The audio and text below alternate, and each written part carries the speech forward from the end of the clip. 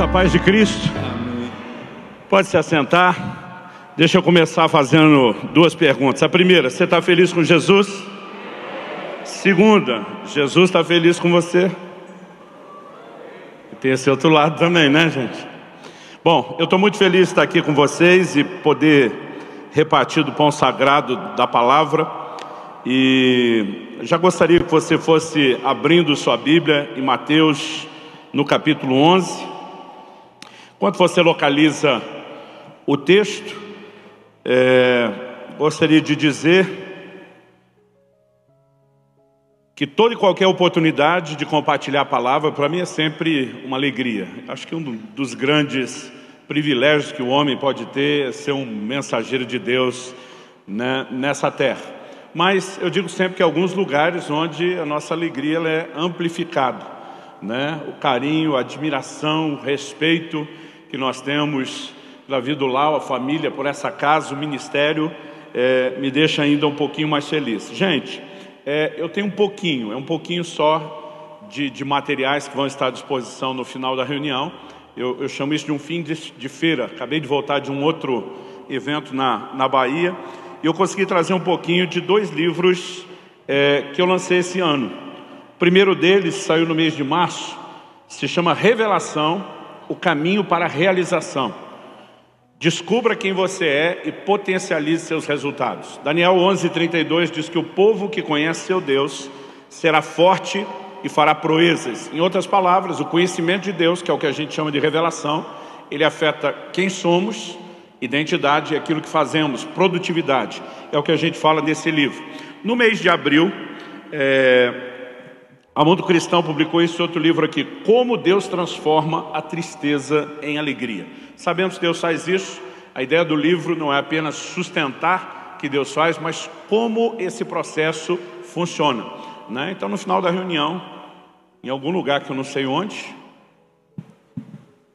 em algum lugar que agora eu sei onde, ali na saída, os livros vão estar à sua disposição, caso você queira. Apesar de um preço bem acessível ali, a gente ainda está facilitando a condição, se você entender que isso vai te abençoar. Amém. Vamos lá, Mateus, capítulo 11. Eu quero ler do versículo 2 até o versículo 15. O texto sagrado diz assim, eu vou ler na Nova Almeida atualizada. Quando João, no cárcere, ouviu falar das obras de Cristo, mandou que seus discípulos fossem perguntar: você é aquele que estava para vir ou devemos esperar outro? Então Jesus lhes respondeu: voltem e anunciem a João o que estão ouvindo e vendo. Os cegos veem, os coxos andam, os leprosos são purificados, os surdos ouvem, os mortos são ressuscitados, e aos pobres está sendo pregado o Evangelho. Verso 6. E bem-aventurado é aquele que não achar em mim motivo de tropeço. Verso 7. Quando os discípulos de João foram embora, Jesus começou a dizer ao povo a respeito de João: o que vocês foram ver no deserto? Um caniço agitado pelo vento? O que vocês foram ver? Um homem vestido de roupas finas? Os que vestem roupas finas moram nos palácios reais. Sim, o que foram ver? Um profeta? Sim, eu lhes digo, e muito mais do que um profeta. Esse é aquele de quem está escrito: eis que eu envio adiante de você o meu mensageiro, que preparará o caminho diante de você. Em verdade lhes digo, entre os nascidos de mulher, não apareceu ninguém maior do que João Batista. Mas o menor no reino dos céus é maior do que ele. Desde os dias de João Batista até agora, o reino dos céus sofre violência, e os que usam de força se apoderam dele. Porque todos os profetas e a lei profetizaram até João.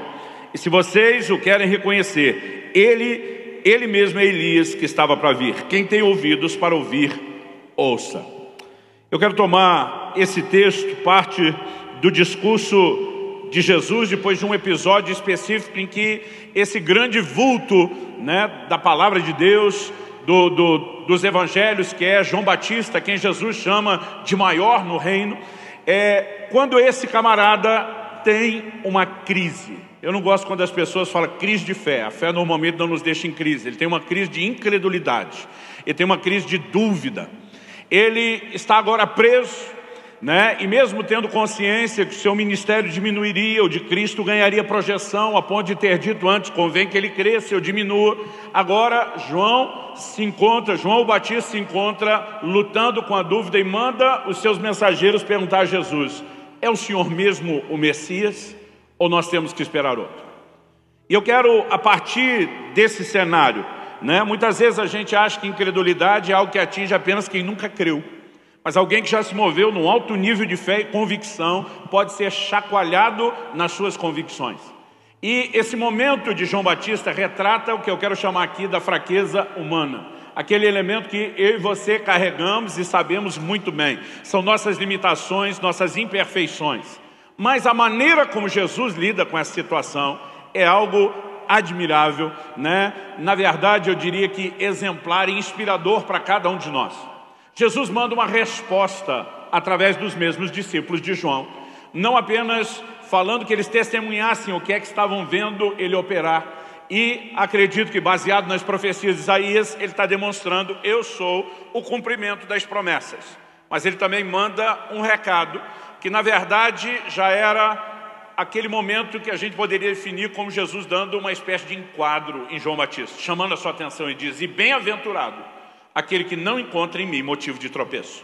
Outras versões dizem que não se escandaliza em mim.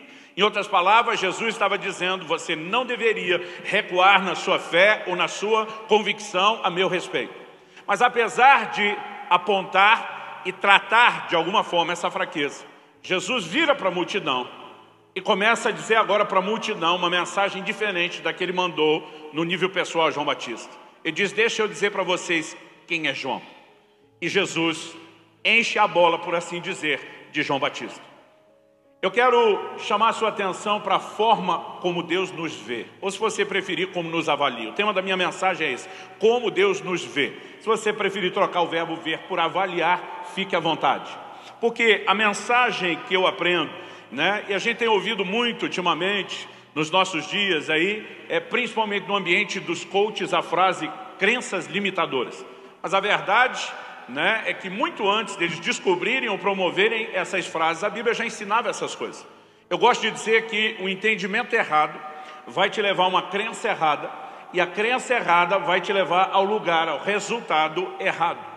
Por outro lado, o entendimento correto vai te levar a uma crença correta, que por sua vez vai te levar ao lugar ou ao resultado correto. E é muito importante que a minha e a sua vida seja orientada pelas crenças bem fundamentadas na palavra de Deus, nos seus valores, nos seus princípios.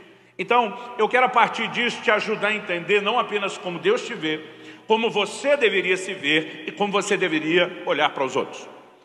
A partir desse desenho, que em primeiro lugar destaca a fraqueza e a limitação humana, mas depois nós vemos Jesus lidando com o que eu vou chamar aqui de os dois lados da moeda. Ele vira para a multidão e mostra que João não teve apenas, né, aquele momento ruim como algo que merece destaque. Pelo contrário, ele tinha muito mais coisas positivas a serem destacadas do que apenas o seu erro. Ou como a gente costuma dizer, não avalie um time por uma única partida, e sim pelo campeonato todo. Então Jesus vira para a multidão e diz: o que é que vocês saíram a ver? Um caniço agitado pelo vento? A ideia de um caniço agitado pelo vento fala de inconstância. E se você pensar no comportamento de João naquela hora, era exatamente isso que João Batista tinha sido. Mas Jesus pergunta: o que é que vocês saíram a ver, um caniço? E diz: não. E quando Jesus está dizendo não, ele não está negando a verdade que João foi inconstante. Ele está comunicando para mim um fato. Eu e você não podemos definir alguém por causa de um erro, quando esse não é o estilo de vida e de conduta da pessoa. Dá para entender a diferença? E depois Jesus não apenas mostra que sabe lidar com os dois lados da moeda, porque ele corrige João para não se escandalizar nele, ao mesmo tempo destaca virtudes, mas ele coloca muito mais ênfase nas virtudes do que nos defeitos. Então eu gostaria que a gente olhasse esse cenário junto, né? Em primeiro lugar, esse próprio exemplo da humanidade de João. Ele estava preso. Os evangelhos não dizem a prisão, né? A tradição, os comentários antigos, todos parecem acreditar essa prisão como sendo a fortaleza de Maqueros ou Maqueros. João Batista teve um ministério que chacoalhou a sua nação Ele foi o precursor que preparou a vinda de Cristo. E há um contraste enorme entre a maneira como João começa e a maneira como ele termina. Não apenas porque está arrastando multidões desde o início, agora ele está preso, aparentemente podemos dizer que ele havia sido silenciado, mas esse destaque, esse contraste pode ser visto também na questão de convicção. Me deixa ler um texto que você conhece, que é João capítulo 1, de 29 a 34, para você ver o testemunho que João Batista deu quando Jesus vem a público, logo na ocasião do seu batismo. O texto diz assim: no dia seguinte, vendo que Jesus vinha em sua direção, João disse: eis o Cordeiro de Deus que tira o pecado do mundo. Esse é aquele a respeito de quem eu falava quando disse: depois de mim vem um homem que é mais importante do que eu, porque já existia antes de mim. Eu mesmo não o conhecia, mas vim batizando com água a fim de que ele fosse manifestado a Israel. E João testemunhou dizendo: eu vi o Espírito descer do céu como pomba e pousar sobre ele. Eu não conhecia. Aquele, porém, que me enviou a batizar com água me disse: aquele sobre quem você viu descer e pousar o Espírito, esse é o que batiza com o Espírito Santo. Ele diz: pois eu mesmo vi e dou testemunho de que ele é o Filho de Deus. João Batista não estava dizendo: gente, eu acho que é ele. Ele não disse: eu acho que pode ser. Ele disse: eu vi o Espírito descer como pomba sobre ele. E aquele que me enviou disse: esse é o que batiza no Espírito Santo. Ele se levanta e testemunha com contundência que Jesus é o Filho de Deus. No entanto, agora na prisão, o questionamento é: e aí? Você é mesmo o que nós estávamos esperando? Ou devemos esperar outro? Ou nós estamos equivocados? Quando eu olho para as Escrituras, eu gosto da forma como a Bíblia não apresenta a figura de nenhum homem ou mulher de Deus como uma espécie de super-herói. Aliás, Tiago 5,17 diz que Elias era homem semelhante a nós, sujeito aos mesmos sentimentos ou paixões, de acordo com a versão. Eu, quando olho para Elias, eu fico pensando num cara muito bipolar. Um cara cheio de altos e baixos. E particularmente, ao olhar para esse desenho, antes de poder criticar o Elias, que uma hora está fazendo descer fogo do céu, a gente tem uma nação que cai de joelhos gritando: só o Senhor é Deus, um cenário extraordinário de avivamento. Daqui a pouco o mesmo Elias está dizendo para Deus que quer morrer. Agora o curioso é que a Bíblia diz que ele fugiu de Jezabel, porque Jezabel o ameaçou, e a Bíblia diz que ele fugiu para salvar a sua vida. Agora o cara que fugiu para salvar a vida diz para Deus: eu quero morrer. Se eu sou Deus, eu falo para ele: então volta que Jezabel resolve o seu problema. Aí a gente fica olhando para Elias com esses altos e baixos, mas a Bíblia está dizendo que ele era semelhante a nós. Ou seja, como dizia a geração dos meus pais, farinha do mesmo saco. Nós somos tudo parecido. O que eu e você precisamos entender é que, embora nossas emoções possam, muitas vezes nos levar a viver esses altos e baixos, nós precisamos viver debaixo de uma convicção de que há um Deus conosco o tempo todo. O Salmo 139 diz: se eu subir aos céus, tu ali estás. Se eu fizer a minha cama no mais profundo do abismo, o Senhor está lá. Não importa se é lá em cima, se é lá embaixo, não importa o pico da sua emoção. Eu e você precisamos entender: há um Deus conosco. E esses homens, apesar de viver esses picos emocionais, não deixaram de ser rotulados como servos de Deus, e nem de gente que teve resultado. A Bíblia não diz que porque Elias era assim não pôde ser útil a Deus. Diz: Elias era sujeito aos mesmos sentimentos e orou e o céu fechou. Orou de novo e o céu abriu. Ou seja, parece que de alguma forma a Escritura está nos fazendo lembrar que tanto nós, como os nossos semelhantes, os nossos irmãos, são pessoas limitadas. E muitas vezes nós temos um nível de cobrança exagerado, seja conosco ou com outros, a respeito de uma perfeição ainda não alcançada. Jeremias, por exemplo, diz para Deus lá no capítulo 20, Jeremias, versos 7 e 8: tu me persuadiste, Senhor, e eu fui persuadido. Foste mais forte do que eu e prevaleceste. Sou motivo de riso o dia inteiro. Todos zombam de mim, porque sempre que falo tenho que gritar e clamar violência e destruição. Por causa da palavra do Senhor sou objeto de deboche e zombaria o tempo todo. Você acha que ele estava agradecendo a Deus? Ele está dizendo: o Senhor me persuadiu e eu fui persuadido. Ele está dizendo: o Senhor venceu a queda de braço, me enviou, me fez proclamar a sua palavra, e tudo que eu experimento agora é isso. É nesse contexto, aliás, alguns versículos adiante, que Jeremias chega ao ponto de amaldiçoar o dia do seu nascimento. E a Bíblia não está apresentando isso como um exemplo a ser seguido, apenas nos mostra que essas pessoas eram frágeis. O apóstolo Paulo, em 2 Coríntios 1,8, diz: não queremos, irmãos, que vocês ignorem a natureza da tribulação que nos sobreveio na Ásia. Ele diz: foi acima das nossas forças, a ponto de desesperar da própria vida. Agora, embora Paulo fala desse nível de pressão e tribulação, a ponto de entrar num desespero em relação à própria vida, é lógico que ele não está nem falando sobre um plano de tirar a vida e nem sobre sucumbir. Ele fala: mas o Deus que ressuscita os mortos nos livrou e continuará a nos livrar. Então nós sabemos que podemos contar com a ajuda e o socorro de Deus. No entanto, não podemos esquecer que somos gente que manifesta essas limitações e essas imperfeições, e justamente por isso precisamos e muito da ação divina. Agora, eu gosto de ler os textos bíblicos sempre tentando me colocar lá dentro da história. Não apenas tentar imaginar cultura, geografia, lugar, mas até muitas vezes eu leio tentando trocar de lugar com o personagem. O que passava na mente e no coração de João Batista naquela prisão? Nós temos um mestre respeitável no Brasil, que é Hernandes Dias Lopes, e no seu comentário expositivo do Novo Testamento ele faz alguns questionamentos sobre isso, o lugar de João. Eu fiz questão de anotar aqui 4 perguntas. Primeira: como conciliar as maravilhas que Jesus opera com a dolorosa situação que o atinge? Porque embora Jesus tenha operado milagres na frente dos discípulos de João, o texto que nós lemos de Mateus não fala quantos discípulos eram. Lucas nos informa que 2 foram enviados. Embora ele tenha operado e tenha dito: vá lá contar para João, isso não era novidade. Aliás, ele manda os seus discípulos justamente porque na cadeia ele está ouvindo os testemunhos e os relatos dos milagres de Jesus. Então, talvez o questionamento seja: como conciliar as maravilhas que Jesus opera com a dolorosa situação que o atinge? Segundo, como conciliar o silêncio de Jesus com a urgente necessidade do seu precursor? Terceiro, como conciliar a não intervenção de Jesus com a mensagem de juízo que ele anunciara sobre o Messias? A mentalidade dos judeus naquele tempo não era de que Cristo viria trazendo salvação espiritual. Eles estavam contando com um livramento físico. Eles estavam esperando no Messias a figura não de um redentor das nossas almas, mas de um general de guerra que mudaria a condição natural deles. Jesus precisou corrigir muito essa perspectiva. E Hernandes conclui dizendo o seguinte: a dúvida de João é alimentada não pelo calabouço, mas por expectativas não correspondidas. Sabe, muitas vezes nós podemos enfrentar determinadas crises.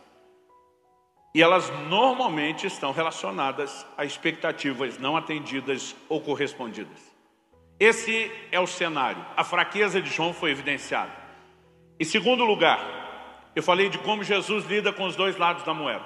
E antes de falar de como ele trata tanto da fraqueza, como da virtude, do defeito, como também daquilo que merece ser destacado de forma positiva, eu quero que você entenda que é importante que o aspecto negativo seja tratado e não ignorado.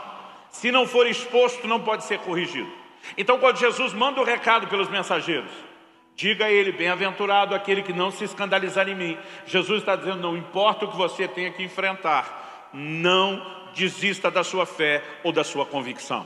E todos nós precisamos não apenas da mensagem de perseverança, mas do confronto quando ele é necessário. Agora, por que o confronto se faz necessário?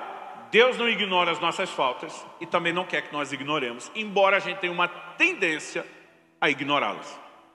Outro dia uma pessoa falou: pastor, é muito difícil a gente enxergar defeito. Falei: negativo. Difícil é enxergar o nosso, porque o cisco no olho do irmão a gente vê de longe. É a trave no nosso olho que a gente tem dificuldade. Ele falou: é mesmo. Eu falei para ele: então vamos corrigir a frase. É difícil enxergar os nossos erros. Talvez tenha sido por isso que no Salmo 19:12 o salmista diz: quem há que possa discernir suas próprias faltas? Absolve-me das que me são ocultas. Embora ele está desabafando, e expondo essa dificuldade de reconhecimento, nós não podemos dizer que nós vamos apenas tratar isso sempre de forma genérica. Senhor, eu não consigo discernir, vai resolvendo aí, porque a forma de Deus resolver e tratar normalmente começa com uma exposição. É quando Isaías declara: eu sou um homem de lábios impuros, que habita no meio de um povo de impuros lábios. Que um anjo pega uma brasa no altar e vai lá e toca a boca do profeta. Um dia alguém me perguntou: pastor, qual o mistério do toque na boca? Eu falei: não tem mistério. Ele reconheceu que o problema era na boca, e Deus só pode tratar aquela área que nós admitimos que tem problema. Talvez se ele tivesse dito: sou um homem de olhos impuros, as brasas tivessem sido colocadas nos olhos. Porque de alguma forma, se nós não reconhecemos a limitação, a fraqueza, ou, quando é o caso, o pecado, Deus não pode tratar com aquilo. Então, obviamente, Deus não vai passar por cima disso. Eu me lembro logo no início do meu ministério de ter ouvido uma mensagem que realmente mexeu muito, mas muito com a minha vida. Pastor Francisco foi uma pessoa que me marcou, me influenciou muito. Em dezembro do ano passado, partiu para a glória, mas eu já era pastor nos meus primeiros anos de ministério, ainda muito novo, imaturo, experiente. Ele já tinha muita bagagem. Ele foi alguém que me ajudou demais, tanto naquele aspecto de mentoria, de discipulado, mas também como referência ministerial. E ele morava em Curitiba, eu na época em Guarapuava, no interior do Paraná, e ele fazia essas viagens pelo menos uma vez por mês para estar conosco. Digo conosco porque era, além de mim, tínhamos outros pastores ali que ele também ajudou. E eu me lembro que ele vinha só para estar conosco. A preocupação dele era saber como nós estávamos, ministrar os nossos corações como líderes, mas às vezes a gente achava um desperdício, Ele aparecia no meio da semana, dia que não tinha culto. E eu lembro de uma ocasião que eu falei: Francisco, nós vamos improvisar uma reunião, pelo menos com a liderança, com a turma que nós estamos treinando. E eu lembro que nós enchemos uma casa. Era gente assim, quase para tudo quanto é cômodo, espalhado, até a garagem. E eu lembro que eu falei: compartilhe uma palavra conosco. E eu lembro que quando ele anunciou o tema da mensagem, eu fiquei com vontade de rir, era muito diferente. Ele falou assim: o tema da minha mensagem hoje é: qual foi a última vez que o galo cantou na sua vida? Eu já imaginei qual seria o texto. Eu falei: isso lá é tema de mensagem? De alguma forma parece que ele aniquilou minha expectativa logo de cara no começo. Mas eu fui muito surpreendido e marcado. Porque ele começou a explorar a ideia do canto do galo como um momento onde Deus tornou Pedro consciente de uma limitação que ele não enxergava. Jesus diz na última ceia: um de vocês vai me trair. A maioria dos discípulos dos 12 começa a se ver como um candidato potencial à queda, ao fracasso. Porque eles começam a perguntar: porventura sou eu? Aí vem o outro: porventura sou eu? Será que sou eu? Pode ser que seja eu. A maioria deles pergunta isso. Pedro não. Pedro só dá um sinal para João, que está encostado no peito de Jesus, e diz: pergunta quem é. Esse pergunta quem é para mim está dizendo: eu boto a mão no fogo por mim e por você, João, por nenhum dos 10. Como sabemos que Pedro não se viu assim? Em João 13, nos versos 37 e 38, a gente lê uma declaração de Pedro e depois uma resposta de Jesus. Pedro diz: Senhor, porque não posso segui-lo agora, darei a minha vida pelo Senhor. Ele está dizendo: eu não sou esse cabeção que o Senhor está falando aí, que vai te trair, como eu morreria por você. Quando Pedro fala da sua disposição de morrer, a resposta de Jesus é a seguinte: Jesus respondeu. Primeiro imagina aquela encarada messiânica, Jesus olhando no olho de Pedro. O texto diz assim: Jesus respondeu: você dará sua vida por mim?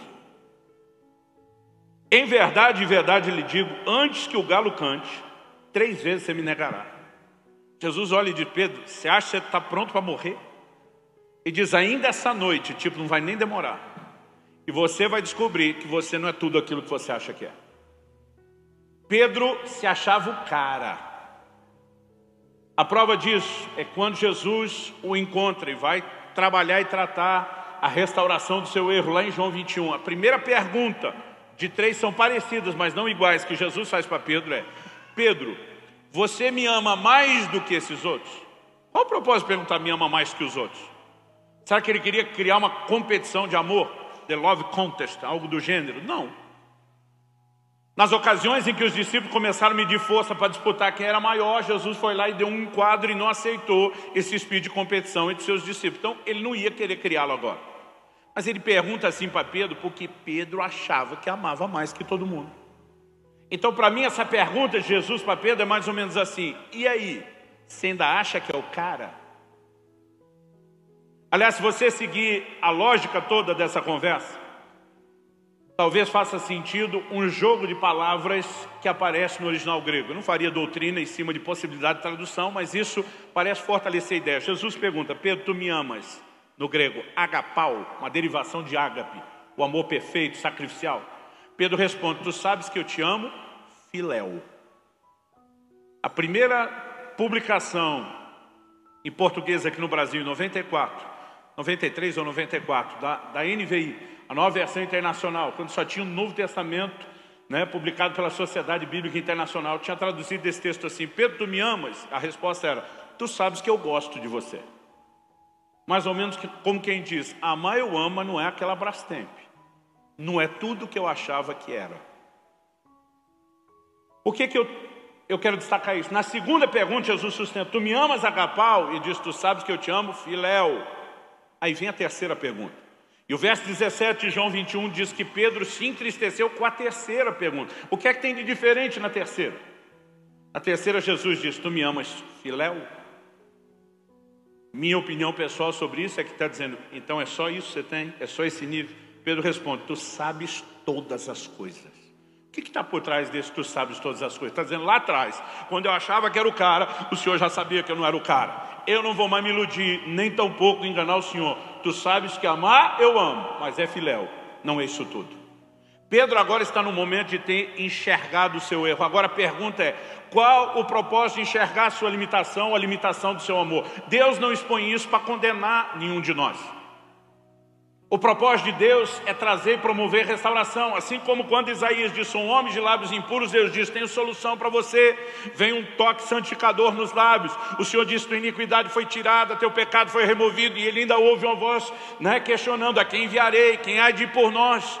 Porque aquela limitação não era um empecilho para que Deus usasse. Era uma espécie de caminho de preparação para que ele fosse aperfeiçoado e pudesse ser usado. Dá para entender a diferença? E o que é que está acontecendo com Pedro? Em dezembro de 1993, eu me mudei para o interior do Paraná, Guarapuava, foi onde eu comecei a pastorear. E eu descobri um universo até então desconhecido para mim. Paraná é uma das potências agrícolas, né, que o Brasil tem, um dos estados de maior produção agrícola. Eu cresci, né, nasci em Santo André, morei em São Bernardo, ali o ABC Paulista, e cresci em Campinas, que é a segunda maior cidade do estado. Eu cresci na selva de pedra, no concreto. Aos 20 anos de idade que eu fui descobrir o que era a tal da lavoura. Eu nunca tinha visto os campos de plantio de perto e não tinha noção do que era aquilo. Um irmão da igreja, que era um fazendeiro, falou: pastor, o senhor está inserido num novo contexto, precisa conhecer onde é que está, né? E ele falou: eu gostaria que assim que o senhor tivesse um sábado livre aí pela manhã, você fosse comigo para a fazenda. Eu quero te mostrar como as coisas funcionam e o senhor vai ter uma noção geral de como é a vida aqui na cidade. E lá fui eu com ele. Primeiro eu fiquei surpreso com o tamanho, né, dos campos de plantio, não tinha noção que era tão grande. E nós estamos andando na caminhonete, é trigo assim, perder de vista. O trigo estava já a uma boa altura, ainda verde, não maduro, mas já bem crescido, muito bonito de ver. E ele ia parando, colhendo amostras, fazendo o trabalho dele, ao mesmo tempo me dando ali o tour agrícola. Só que eu começo a ficar, depois de uma meia hora, agoniado. Por quê? Por pelo menos uma meia hora, ele está com aquela caminhonete atropelando o trigo o tempo todo. Eu estou olhando pelo retrovisor e eu só vejo 2 carreiros por onde os pneus passam o trigo no chão. Chegou uma hora incomodado, falei: você faz isso todo dia? Ele falou: isso o quê? Eu falei: esse negócio de ficar andando na plantação. Ele falou: todo dia. Eu falei: esse tempo todo, que para mim aquela meia hora já era muito. Ele falou: pastor, eu chego a fazer isso horas todos os dias. Tem dia que é 4 horas. Quando ele falou isso, eu desabafei minha ignorância. Falei: daqui a pouco não tem mais trigo, você está atropelando tudo. Ele começou a rir, mas ele ria assim com gosto. Ele parou a caminhonete e falou: pastor, desce. Falei: não, você me pegou lá na cidade, não vai me largar aqui não. Ele falou: não, desce para eu te mostrar algo. Aí eu desci meio arisco, né? E ele me levou atrás da caminhonete, mostrou aquele trigo no chão e falou: o senhor acha que esse trigo não levanta? Falei: se eu acho, eu tenho certeza. Falei: um carro normal pesa em torno de 1 tonelada, essa caminhonete deve ser pelo menos umas 2 toneladas, como é que esse trigo vai levantar? Ele falou: pastor, o trigo levanta. Gente, minha cabeça parece que explodiu, tudo gritava: não, não, é impossível. E eu disse para ele: é impossível esse negócio levantar. Ele falou assim: pastor, dá uma olhada para o seu lado esquerdo, tenta abaixar a cabeça mais ou menos na altura do trigo, que ele cresce parelho. e procura uma diferença. Alguma coisa esteja desnivelada. Ele apontou o lado, eu fiquei olhando, falei, eu estou vendo uma diferença. Ele falou, o que o senhor está vendo? Eu falei, estou vendo 2 carreiros, onde o trigo parece estar um palmo desse cheio, esticado, mais baixo do que o resto. Ele falou, olha a largura do carreiro, a distância um do outro. Eu olhei bem, olhava atrás da caminhonete, olhava aquilo de novo. Aí eu falei, não, você não está dizendo que passou ali e ele está levantando. Ele falou, ali faz 2 semanas. Ele falou, olha para o lado direito. Olhei para o outro lado. Ali achei fácil os 2 carreiros, porque eram mais de 2 palmos inteiros. Ele ainda não tinha levantado tanto. Ele falou, ali deve fazer 1 semana mais ou menos. Gente, minha cabeça parece que explodiu. E eu ficava falando para ele, não, é impossível, é impossível. Ele falou, pastor, quer saber como é impossível? Ele fez isso aqui. Ele ajoelhou e ele falou, para tornar impossível, eu consigo isso com 2 dedos, o que a caminhonete não fez. E ele foi lá e pegou um desses talos de trigo, onde a cana, o caule estava quebrado. E ele esmagou com o dedo. Ele falou, pronto, agora é impossível, esse não levanta mais. Ele falou, é lógico que eu não estou falando do trigo maduro, mas do trigo verde. Se só quebrar e não esmagar, levanta. Se esmagar, não levanta mais. Quando ele falou isso pela primeira vez, eu entendi a declaração de Isaías, que para nós que não vivemos o contexto agrícola não faz sentido. Não esmagará a cana quebrada e nem apagará o pavio que fumeca. O que significa? Ele não esmagará a cana quebrada. Ele está dizendo, não importa o que foi que te atropelou, te botou no chão, ele não vai roubar de você a esperança de se levantar, de se reerguer novamente. É isso que Jesus está fazendo com Pedro.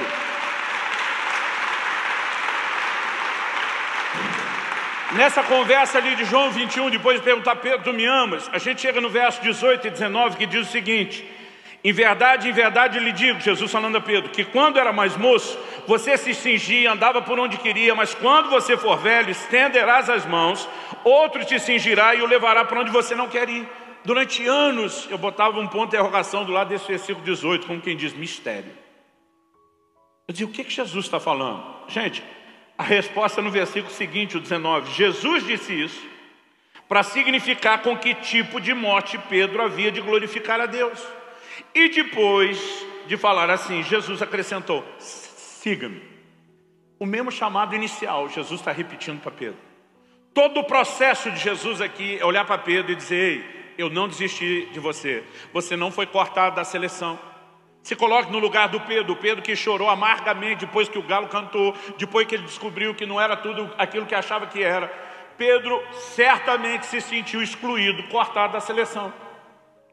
Aliás, é justamente por isso que talvez vai fazer sentido o relato de Marcos 16. Quando os anjos aparecem para as mulheres no túmulo vazio de Jesus, eles falam para elas o seguinte, ide dizer aos discípulos e a Pedro, que ele vai adiante de vós para Galileia. Pedro foi o único mencionado por nome. Eu creio que se Pedro não fosse mencionado pelo nome, ele não se sentiria parte daquela mensagem. Mas o que é que Deus está dizendo? Pedrão, não desisti de você. Apacenta minhas ovelhas, siga-me, eu estou contando com você. Agora, o que eu aprendo com essa lição? Jesus está dizendo, Pedro, quando eu olho para você, eu não vejo o erro do seu passado. Eu não vejo a limitação e a falta de amor do seu presente. Eu vejo onde você vai chegar no futuro. Essa é a boa notícia do verso 18 e 19. Jesus falou sobre com que tipo de morte Pedro iria glorificar a Deus. Ele disse, estenderás as mãos, olha para cá. Morte por crucificação. Quando era garoto, eu achava que só Jesus e os 2 ladrões que foram crucificados e ninguém mais na terra. Demorou para eu entender, estudando a história, que o Império Romano crucificou incontáveis milhares de pessoas. Era a forma de execução mais comum naqueles dias. Sabe o que Jesus está dizendo? Pedro, lá atrás, você teve a chance e negou fogo. Quando Jesus é preso no jardim, a gente tem que dar um desconto que o Pedro até tentou. Ele puxa uma espada. A Bíblia diz que ele corta um pedaço da orelha de Malco, servo do sumo sacerdote. Cá entre nós, eu não acho que ele queria a orelha. Eu não sei se eu que assisti muito filme de gladiador, mas eu teria ido no pescoço, na jugular. E eu acho que foi o que Pedro tentou. Imagino que o tal do Malco, no susto, no reflexo, se afasta e o golpe só arrancou um pedaço da orelha. Que Jesus, além de curar a orelha do cara, ainda deu uma bronca no Pedro e mandou ele guardar a espada. Eu acho que nessa hora Pedro olha e disse, o senhor quer mesmo ser preso e provavelmente morto. Deus te abençoe. Não é o meu chamado. A Bíblia diz, se cumpriu a escritura que diz, ferirei o pastor, o rebanho se dispersará. Foi um esparramo de discípulos de Jesus para todo lado. Marcos é o único que dá esse detalhe. Alguns estudiosos acreditam na possibilidade de ter sido algo que aconteceu com ele, por ele ser o único que fala, não temos certeza, mas diz que havia um jovem enrolado num lençol, que quando os guardas agarraram, ele largou o lençol na mão dos guardas e fugiu nu. Ou seja, não tentaram prender só Jesus, tentaram prender todos os discípulos. Jesus foi o único que não fugiu. Pedro fugiu. Aquele cara que tinha prometido, por ti eu dou a minha vida, disse, é ruim, ó, vazou rapidinho. Mas vai acompanhando de longe. João 18 diz que Pedro e o outro discípulo, que é a forma como João fala de si, seguiam Jesus de longe. Por que de longe? Se tentar pegar nós de novo, corremos. Se não tentar, nós vamos ver no que é que vai dar. Como Jesus é levado ao Sinédrio, os dois chegam para entrar e ver o desfecho da história. Quando chegam, o Evangelho de João diz que João era conhecido do sumo sacerdote. A tradição diz que ele fornecia peixe lá. Não sabemos se essa era de fato a forma como ele era conhecido. Mas é aí que vai fazer sentido a pergunta que a criada faz para Pedro. Você também é discípulo dele? Porque eles olham para o João e dizem, esse nós conhecemos, sabemos que é. E você? Pedro diz, eu não. E a coisa progride a ponto de, na terceira, o Evangelho de Marcos, escrito sob a tutela de Pedro, diz que Pedro praguejou. Outras versões diz, soltou imprecações. Ele xingou alguém. Ou ele xingou quem está perguntando pela terceira vez, ou, como alguns acreditam, ele chegou ao ponto de xingar o próprio Jesus para deixar claro que ele não era discípulo. É nesse cenário que ele sai desanimado. Agora o que nós temos? Nós temos Jesus dizendo, Pedro, eu não estou olhando para o erro que você cometeu, eu não estou olhando para a sua limitação de agora, eu olho para o seu futuro e eu vejo que você vai crescer. E chegará o dia que você estará pronto para morrer por mim. Você vai me glorificar com a morte que você não conseguiu sustentar nesse momento. É assim que Deus olha para mim e para você. Ele não nos define a partir dos erros que cometemos no passado, nem da limitação do momento do presente, mas Ele tem a capacidade de enxergar aquilo que ainda nos tornaremos, porque Ele acredita em você. Mais do que sua mãe, porque mãe é mãe, fala sério, né? Mãe vê tudo de bom e nada de ruim. Eu vi uma história uma vez de uma mãe que foi assistir o filho desfilar na parada militar. Diz que o menino marchou no compasso errado da tropa o tempo todo. Quando todo mundo erguia a perna direita e da esquerda. E ele foi no compasso trocado. No final, não sei como, foram entrevistar a mãe. Disseram, como a senhora se sentiu vendo seu filho marchando no compasso trocado da tropa? Ela falou, meu filho fez nada errado. Quem estava errado era o resto da tropa. Mãe só enxerga tudo de bom e nada de ruim. Eu quero te dizer, Deus acredita em você mais do que sua mãe. A diferença não é fingir não ver uma dificuldade, é ver muito mais do que ela. É não te definir por um único erro, sabendo do seu potencial. Quem está entendendo, diga amém. Então, essa segunda coisa a ser destacada é o que eu quero chamar aqui do outro lado da moeda. Se não expor fraqueza, não tem tratamento e aperfeiçoamento. Mas ele justamente expõe para mostrar, eu estou te levando, eu estou te transformando, eu estou te levando a uma posição melhor. Aí João Batista acabou de ter um momento de inconstância. Jesus vira e diz, vocês saíram ver um caniço agitado pelo vento, que é o símbolo de inconstância, e diz, não. Eu imagino que se eu soubesse da história, estivesse lá e dizia, Jesus, mas ele não acabou de ser inconstante. Jesus talvez diria, mas um momento não define a história de uma pessoa. Então se você me perguntar, pastor, mas João Batista era fraco ou forte? Jesus apresentou a figura do forte, os dois. Ele não era nem só um nem só outro. A questão é que para tratar da fraqueza, Jesus faz no nível pessoal, sem exposição. E na hora de destacar a força, ele faz questão de tratar isso no nível coletivo. Sabe, eu acho engraçado a maneira como a Bíblia nos chama a enfatizar mais uma coisa do que outra. E não quer dizer que uma não seja real. E nem que uma seja mais real do que a outra. Às vezes são situações onde ambas são real, mas uma tem mais peso do que a outra. Por exemplo, Paulo diz em Romanos 8,18, eu tenho por certo que os sofrimentos do tempo presente não podem se comparar com a glória que em nós será manifesta. Os sofrimentos eram reais? Claro que eram. A glória que vai se manifestar também é algo real? Sim. Mas mesmo que os dois sejam igualmente reais, ele diz, não tem comparação. Esse aqui tem mais peso. A glória é maior. Quem está entendendo, diga amém. Paulo diz, a leve e momentânea tribulação não pode se comparar com o peso de glória. Ele usa a imagem da balança romana. Num prato, tribulações. No outro, a glória. O prato da tribulação, leve, sobe. O prato da glória, pesa, desce. Porque a glória é muito maior. E quando você começa a ter a leitura bíblica correta, é algo extraordinário. Você lembra de Sara? Gênesis 18. de 10 a 15, o Senhor visita Abraão, juntamente com outros 2 anjos que depois vão julgar Sodoma, e o Senhor diz para ele: por esse tempo virei a ti daqui 1 ano e você terá um filho. Ele está na iminência do cumprimento daquela promessa de muitos anos. Sara, do lado de dentro da tenda, riu. Você acha que ela riu de alegria? A Bíblia diz que ela resmunga consigo: depois dessa idade, eu ainda vou ter prazer a saber como os filhos eram feitos. Não me parece que Sara está agindo como uma pessoa que tem fé. O Senhor diz: por que Sara riu? Eu disse: não ri. Ele falou: não minta, você riu. Aí normalmente a imagem que a gente fica de Sara é que Sara era incrédula. O que a Bíblia fala dela?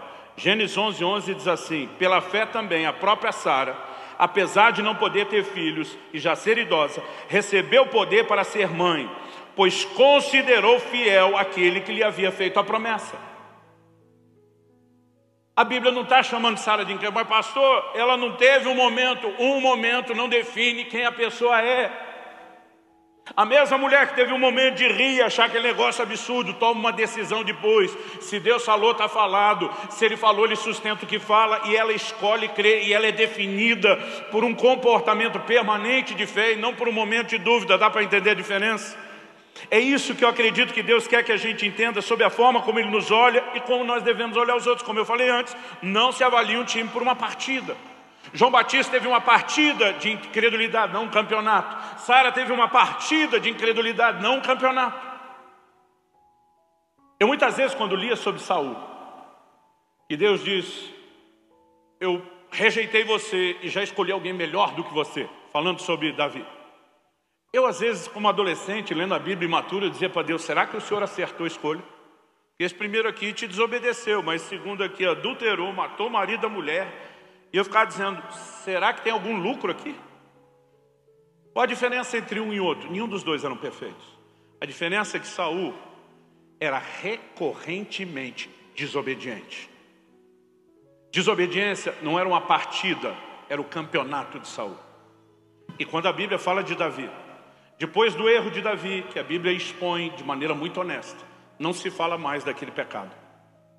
A única coisa que a Bíblia fala depois é isso aqui, presta atenção. 1 Reis, capítulo 15, verso 5. Falando de Davi, diz: porque Davi fez o que era reto aos olhos do Senhor, e não se desviou em nada daquilo que o Senhor lhe havia ordenado todos os dias da sua vida, a não ser no caso de Urias, o heteu. Não se desviou em nada na sua vida inteira, a não ser exceção, e não a regra, o caso de Urias, o heteu. Ou seja, Deus está dizendo: o problema de Davi, no caso de Batseba e de Urias, foi uma partida, não o campeonato. Por que eu estou fazendo a distinção Davi e Saul? Tem gente que às vezes ouve uma conversa como essa e usa isso meio como uma desculpa para viver um estilo de vida de incredulidade ou desobediência. Não é disso que estamos falando. Mas muitas vezes nós somos cruéis demais conosco mesmos quando nos definimos a partir de um erro. Somos imperfeitos. Os erros são inevitáveis no processo de aperfeiçoamento, mas não podemos deixar que eles nos definam.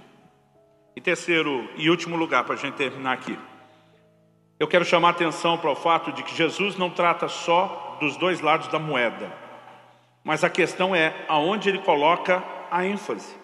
A maior ênfase não é colocada no lado negativo, ela é colocada no todo da vida de João Batista.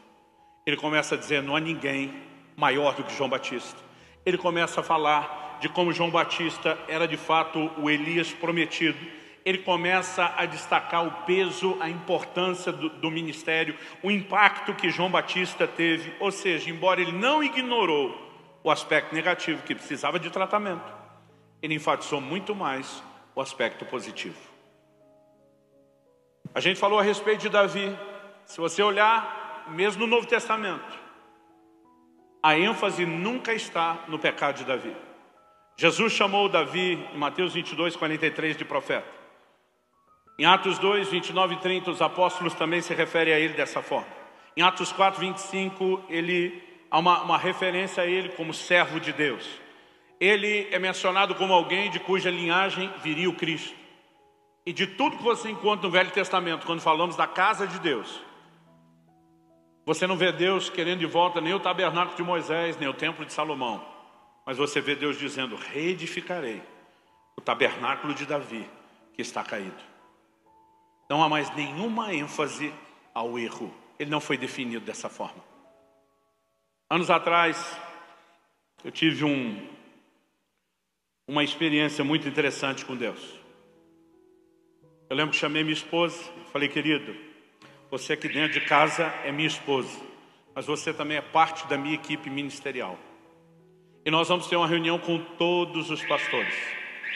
Falei para ela, e nessa reunião, eu preciso tratar de um erro seu. Não é um erro seu como esposa, senão isso seria feito aqui dentro de casa. Você quis ajustar algo no seu departamento, que você está encarregado. E você fez isso sem falar nem comigo, com nenhum de nós. Eu sei que a intenção foi boa. Mas você gerou um problema para outros ministérios. E agora eu não posso fazer vista grossa, não posso chegar lá. E porque você é minha esposa, fingir que você não errou. Eu vou ter que tratar o assunto. Então, separe o lugar. Não vai ser o seu marido te corrigindo. Vai ser o líder da equipe ministerial. Ela sorriu para mim, ela falou, se você sempre preparasse desse jeito, ficaria bem mais fácil. Ela olhou para mim e bem oportuna falou, aliás, se sempre que você precisasse me criticar ou corrigir, você me elogiasse primeiro, ajudaria bastante. Quando ela falou isso, eu azedei. Falei, não me peça para praticar essa psicologia barata. Falei, 99% do tempo eu só estou te elogiando. E eu não fico botando uma crítica para equilibrar. Por que na hora de corrigir alguma coisa eu tenho que botar elogio? Falei, aí você já está pedindo muito. Kelly, muito sábio, ficou quieta, não falou nada. Descobri depois que ela foi para o disque denúncia. Foi falar com Deus. E dizer, Senhor, não vou questionar, confrontar meu marido. Mas, se tiver razão no que eu estou falando, lide o Senhor com ele. Alguns dias se passaram. Teve um dia que eu estava lá no meu momento de oração quebrantado. Daquele que você está entregue, facinho. Falei, Deus, pode falar, pedir qualquer coisa. Estou aqui. O Espírito Santo falou assim, você me acusou de praticar psicologia barata. Eu falei, nunca. A única vez na minha vida que eu usei essa frase foi uns dias atrás com a minha esposa, que queria que eu elogiasse ela antes de corrigi-la. Falei, nunca falei isso do Senhor. Ele disse, se você definiu o que tua esposa te pediu como psicologia barata, você falou contra mim. E eu levei um choque. Falei, o que é que tem a ver uma coisa com a outra? Ele me diz, vai ler Apocalipse 2 e 3, as cartas às igrejas da Ásia. E não corrige ninguém sem elogiar primeiro. Apocalipse 2, carta à igreja de Éfeso. Começa lá no versículo 2, e começando, conheço tuas obras, teu labor, a tua perseverança. E diz, suportaste as provas pelo meu nome e não desfaleceste. Depois ele ainda fala do controle de qualidade. Puseste a prova os que dizem apóstolos não são e os achastes mentirosos. Depois de encher a bola, ele diz, mas como ninguém é perfeito, temos uma pendência aqui para resolver. Tenho, porém, contra ti, que abandonaste o primeiro amor. Ele também não trata como algo a ser condenado ou caso perdido, diz, arrependa-te. Lembra de onde caíste, arrependa. Volta à prática das primeiras obras, ele está dizendo, está para nós arrumar. E no fim termina elogiando de novo. Mas tens a teu favor que odeias as obras dos nicolaítas, as quais eu também odeio. Eu levei um choque quando vi esse padrão. Meu pastor chama isso de efeito sanduíche. Ele diz, a correção é algo semelhante a um hambúrguer, que sempre tem que ser servido nas duas metades do pão. Ele diz, o hambúrguer é a correção, mas o pão, antes e depois, é a apreciação. Eu um dia perguntei para ele, mas dá para servir um hambúrguer triplo no meio? Ele falou, desde que capriche no pão, pode caprichar no hambúrguer também. Sabe, a partir daquele dia que Deus falou isso comigo, algo mudou dentro de mim. E eu lembro, até porque minha esposa, dessas que a linguagem emocional dela é palavras de afirmação, né? Então, elogio vale muito e crítica é algo terrível. Eu já sou aquele tipo de gente que se eu elogio não me faz sentir melhor, sua crítica não me faz sentir pior. Então, eu nunca entendi o que ela passava. Mas a partir daquele dia eu comecei a tomar mais cuidado. Eu chegava a dizer, meu amor, você é uma mulher incrível, fantástica, extraordinária. Lembrava um pouquinho de quem ela era. Dizia, mas como ninguém é perfeito, tem um negocinho aqui, eu não sei nem se eu tenho direito de falar, sendo que você é uma pessoa tão incrível. Mas queria comentar. Gente, ela recebia aquilo. E ela dizia, está funcionando. Eu lembro de um dia que eu comecei a elogiá-la, eu só estava elogiando mesmo. Ela em algum momento falou, pronto, pode mandar. Falei, mandar o quê? Pode me corrigir. Falei, tem nada para corrigir, só estou te elogiando. Falei, também não quero que você ache que eu só vou elogiar se tiver algo para corrigir, né? Mas Isso me ajudou a entender algo. E se o próprio Deus adota esse estilo, é porque Ele sabe o quê? Nós temos a tendência de muitas vezes interpretar o confronto como uma reprovação de quem somos e não de algo que fizemos. E Ele quer deixar claro quando nos corrige que Ele não reprova quem nós somos, apenas uma atitude que precisa ser ajustada. E sabe, acredito que nós, os latinos, a cultura latina de uma forma geral, a gente é assim exageradamente inclinado a ter esse tipo de reação. Na cultura americana e europeia, por exemplo, quem não suporta uma palavra de confronto é tido como fraco. Eles têm uma cultura que chega a ser quase hostil à preparação, né? A gente que é uma cultura de muita apreciação acaba tendo dificuldade com esse outro aspecto. Mas me parece que Deus, já sabendo disso, queria garantir que a gente não recebesse de forma errada o confronto e que também nós não a praticássemos. Porque eu estou falando de como Deus nos vê. Isso deveria mudar a maneira como nós nos vemos. Isso deveria mudar a maneira como nós vemos os outros. Muitas vezes nós não estamos enxergando o potencial profético de cada discípulo. Nós não estamos enxergando aonde Deus vai levá-los. Nós não estamos entendendo a dimensão de um chamado, né, e de preparação, e que esse lugar de crescimento é progressivo. Mas à medida que mudamos por entender a maneira como Deus age, Amós 3,3 diz que não pode andar dois juntos se não estiver de acordo. Efésios 5,1 diz que nós temos que ser imitadores de Deus. Então, se essa é a maneira de Deus nos olhar e nos tratar, essa deveria ser a maneira como nós também deveríamos nos olhar para os outros e tratar uns aos outros. Quem está entendendo, diga amém. Há um cenário recorrente na Bíblia que é a ideia de um tribunal. Nele Deus é o justo juiz. Mas a Bíblia fala de Satanás como acusador dos nossos irmãos e fala de Jesus como nosso advogado. Isso significa que quem faz uso de acusação no sentido depreciativo, como você vê no caso de Jó, é Satanás. Quando a Bíblia fala de Jesus como advogado, não é o advogado que vai dizer, não, meu cliente não fez isso. Até porque na maioria das vezes nós fizemos. Ele vai dizer, o que ele fez não pode ser confundido nem com quem ele é, nem com quem ele será. Essa é a grande diferença. Vamos ficar em pé para parecer que está acabando? Eu gostaria que nós orássemos juntos. A minha preocupação principal, primária, ao comunicar essa mensagem, eu acredito que nós que cremos no discipulado precisamos viver uma cultura de fé e de muito investimento nas pessoas. Mas algo que Deus falou muito forte no meu coração é de pessoas que estão paralisadas no seu crescimento, porque acabaram caindo no engano de se definir por um erro, de se avaliar por uma partida e não pelo campeonato todo.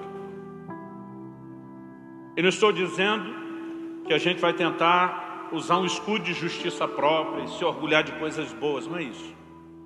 Mas nós precisamos entender que ainda que sejamos limitados, quando olhamos para a nossa história, um dia uma pessoa me perguntou, pastor, o senhor não tem medo de errar? Eu falei, medo? Eu tenho certeza que eu vou errar. A minha teologia é uma distinção entre erro e pecado. A conversa era principalmente erro, decisões erradas. Eu falei, eu tenho certeza que eu vou errar. Mas eu falei para as pessoas, mas um dia eu vou estar diante do Deus onisciente, que sabe tudo, que não tem como esconder nada dele. Vou olhar para o meu Senhor e dizer, o Senhor sabe que eu procurei fazer o meu melhor. Eu falei, ao longo do caminho eu tenho errado e aprendido com os erros, eu tenho crescido com eles. E eu tenho certeza que erros vão acontecer.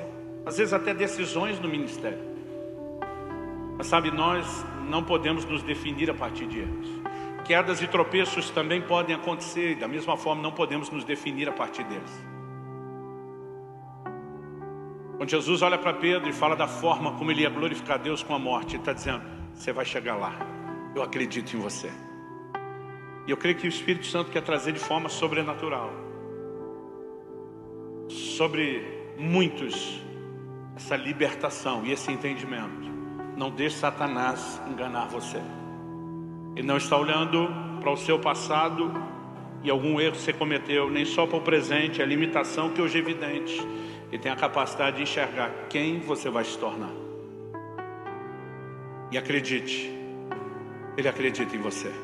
Nós podemos cooperar com Ele e nos tornarmos cada dia mais versões melhores, sendo transformados de glória em glória na imagem do Senhor, vivendo aquela progressividade de Provérbios 4:18. A vereda do justo é como a luz da aurora, vai brilhando mais e mais até ser dia perfeito. Provavelmente nenhum de nós vai dizer que já chegou lá. Paulo diz em Filipenses 3, eu também não cheguei lá. Ele diz, não que eu tenha alcançado, mas esquecendo-me das coisas que para trás ficam e avançando para as que estão diante de mim, prossigo para o alvo. Paulo diz, cheguei no alvo, ainda não, mas não estou onde estava. Estou cada vez mais distante de onde estava, cada vez mais perto do alvo. As pessoas às vezes são muito extremistas. Não alcancei a perfeição. Eu lembro de uma pessoa que falou, pastor, eu vou desistir da fé. Eu falei, por quê? Eu não consigo. Eu lembro que ela olhou para mim e falou, falta muito para chegar lá. Eu falei, olha, você tem muito trecho, mas te conhecendo nos últimos anos, você também não está onde estava mais. E eu comecei a lembrar aquela pessoa. Eu falei, lembra quais eram as suas primeiras confissões? Lembra qual era o mau testemunho que você dava e o que a família falava de você? E à medida que nós começamos a conversar, eu vi o rosto daquela pessoa se iluminar. Eu falei, eu realmente não sou aquela pessoa. Eu falei, não, tem que melhorar. Bastante. Mas já melhorou muito. Eu não estou aqui tentando fazer com que você se acomode às limitações, mas que você seja paciente com o processo. Em Gálatas 6, Paulo disse, um de vocês vê que um irmão sucumbiu à fraqueza, corrija ele com espírito de mansidão. E diz, e você mesmo cuida, porque você também pode ser tentado na mesma área que está julgando alguém. É uma cultura de confronto, de correção, mas de crédito e de encorajamento que a Bíblia promove. É a cultura que nós vamos viver. Há um futuro glorioso para a igreja de Jesus. Eu tenho repetido muito isso em 2000 anos de história. A igreja nunca emergiu mais fraca de uma crise. Não ache você que o pós-pandemia vai paralisar ou atrapalhar a igreja. Mas estão vindo dias onde Deus quer preparar o seu povo para que a gente faça um trabalho como nunca antes. E Ele está te chamando a corresponder, seja na maneira como você se vê ou como vê os outros. Pai, a Tua palavra foi compartilhada. E se o teu espírito não vivificá-la, terá sido só um discurso, uma palestra, para alguns até motivacional. Mas nós clamamos por mais do que isso. Clamamos não só pelo entendimento espiritual, mas pela aplicação personalizada. Oramos que a tua palavra cumpra o propósito pelo qual tem sido enviada, e que o Espírito da verdade trabalhe não apenas aqui e agora, mas a partir desse momento, em nome de Jesus. Eu quero abençoar e fortalecer meus irmãos e irmãs. Eu oro que todo engano, toda fortaleza, todo sofisma mentiroso que os levou a se definirem pelos seus erros caia por terra. E o entendimento correto, gerado pela Tua palavra de como o Senhor nos vê, entre não apenas no nível da mente e da razão, mas desperte o... Confira esta outra linda pregação, que pode tocar seu coração e inspirar sua fé.